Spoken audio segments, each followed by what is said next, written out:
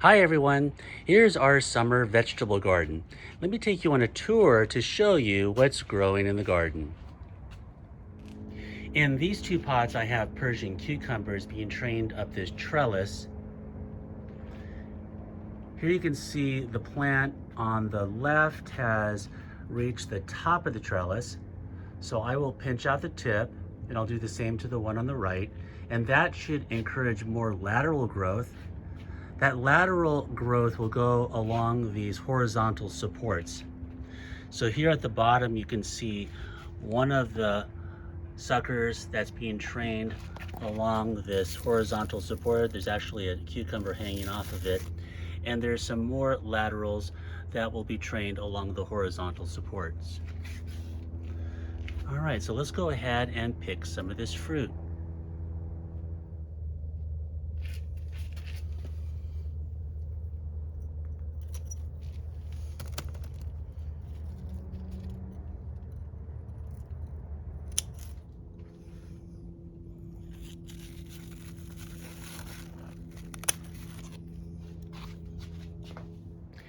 In these three pots, I have bitter melon that are growing in this plant cage.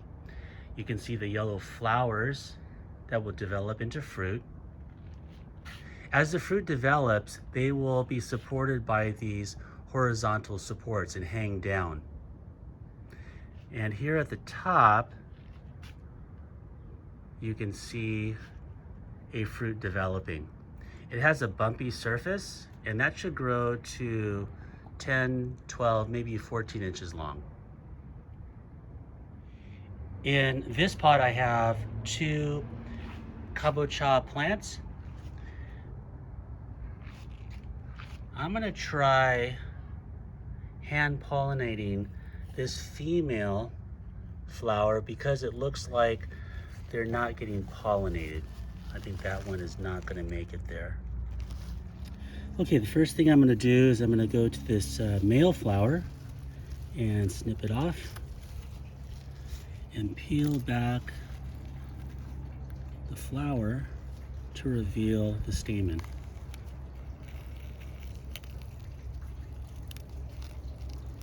So there you see the stamen, and you can actually see the pollen on the inside of this flower.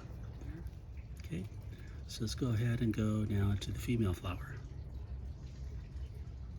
Here is the female flower that we're going to hand pollinate. So we're going to open up that flower and transfer the pollen. Okay, so I'm going to go ahead and peel back this flower.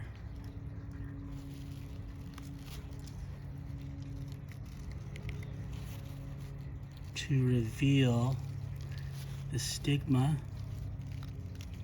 And so there it is. Okay. Then I'm going to take the male part and transfer the pollen from the stamen onto the female stigma. So I'm going to rub all around that stigma. Transfer as much of that pollen as possible, going all around that female part. And that should do it. We have hand pollinated this flower.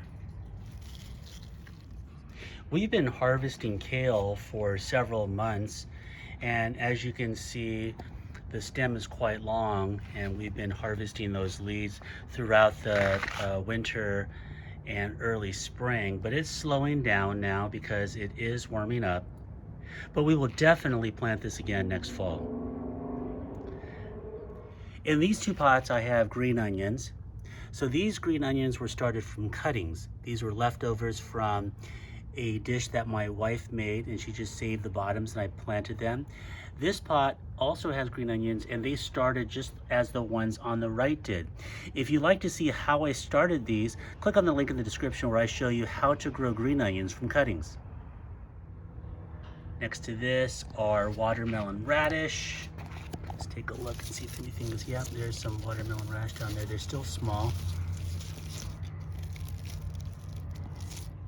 Next to the watermelon radish are these 2 pots ready for new plantings. They have a layer of mulch on top. So let me just pull some of this back to show you what the soil looks like underneath. So there you see a worm that just, there he is right there. So this soil is really fertile. After I pull the plant, what I do is I add mulch as well as worm castings and an organic fertilizer. And then I cover it with the mulch, keep it watered until it's ready to receive new plants. In this pot I have English thyme.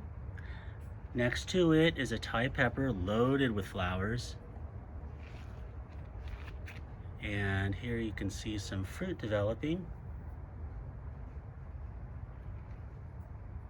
Next to it is a grow bag of sweet potatoes. If you'd like to see how I started the slips to get these sweet potatoes started, click on the link in the description where I show you how to start sweet potato slips. Next to that are beets. And we're gonna go in here and take a look. I think we're gonna harvest some of these beets. Okay, let's go ahead and pull some of these beets.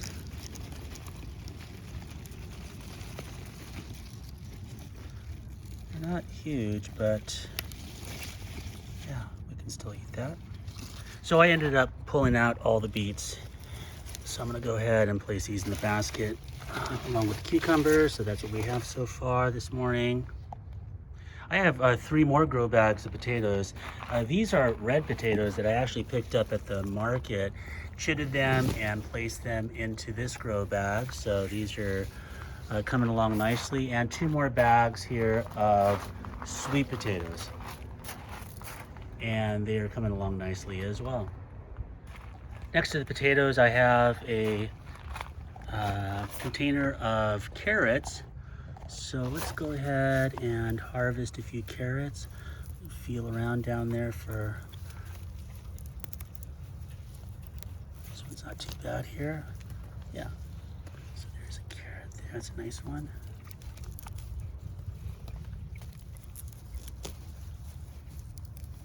Carrots are really a great root crop to grow in containers because you can put nice loose soil in order for these carrots to grow easily. They grow straight, and as you can see, they turn out really nice. A little bit on the small side, but that's okay. That one feels pretty good. It's a good one. Okay, that should be enough to snack on. In these 6 pots, I have Shishito Peppers, and they have basically just exploded with fruit. So I'm gonna go ahead and pick some, and that will just encourage more to grow. All right, I'm gonna let that one grow a little longer. I'm gonna just pick this one here. This is about the size I'm looking to pick. Got some nice size Shishito here. So we're gonna put those inside the basket. And we've got a few more here.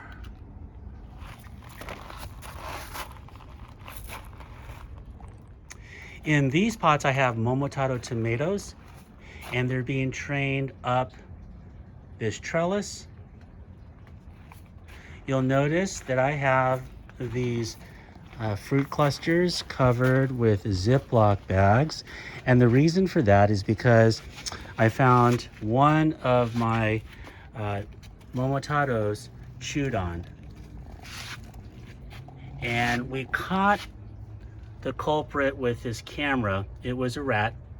So what I did is I set up this ultrasonic critter repeller, and what it's supposed to do is repel rodents as well as other animals when it detects any motion. It's powered by this solar panel at the top. And when it goes off, it sends out a high frequency pitch that is supposed to drive away critters. I did see it work on this end, but I think I'm gonna put another one on this end here. because I don't think the motion sensor on the other end is detecting the motion down here at this pot. So I'll put one more here on this end, and hopefully it'll prevent the critters from climbing up this grape tomato. And here you can see some, evidence of the critters grabbing those tomatoes. We picked very few, but the fruit is gone. And it's the rats, so I'll show you some video of that. So hopefully this ultrasonic critter repeller will do the trick. We'll see. I see that one of these tomatoes is ready to be picked. I'm gonna go ahead and take this bag off. This has done a nice job of protecting these tomatoes. This one here is at the breaker stage, so I'm gonna take it off and let it ripen on the windowsill. This is a golden tomato, so it's not gonna get red, but it will change colors and get a little darker than this. But this is the perfect time to take it off the vine and have it ripen on the windowsill. On this table, I have more perilla leaves, mint that I use in cocktails, Italian parsley we use in garnish. Here we have Thai and more green onions from cuttings, as well as basil. So it's really nice to come back here when we're preparing a meal and we can just pick whatever we need. So there you have it. This is our summer vegetable garden. I hope you enjoyed the tour. Let me show you what we harvested today. Beets, Persian cucumbers, Shishito peppers, sun gold tomatoes, a momotaro tomato, and carrots. If you have any questions, please make a comment or shoot me an email. Please take a look at the links in the description of previous videos that I've made about all these things that we're doing in this vegetable garden. Please consider subscribing to this channel. We would really appreciate your support. And thank you so much for watching.